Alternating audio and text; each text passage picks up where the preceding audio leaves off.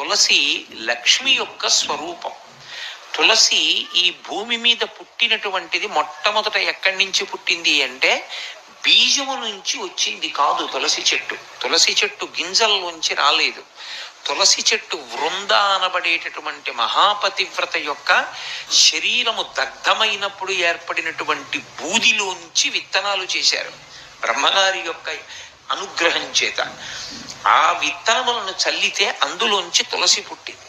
అందుకే అసలు తులసి కారణజన్మురాలు, లక్ష్మియే తులసిగా వచ్చింది. తులసికి ఒక్కదానికే ఒక లక్షణం ఉంది లోకంలో.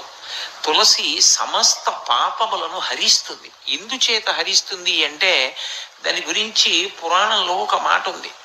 యన్మూలే సర్వతీర్థాని యన్మధ్యే సర్వదేవతై యదశ్రీ సర్వవేదేషు తులసీత్వం నమామ్యహం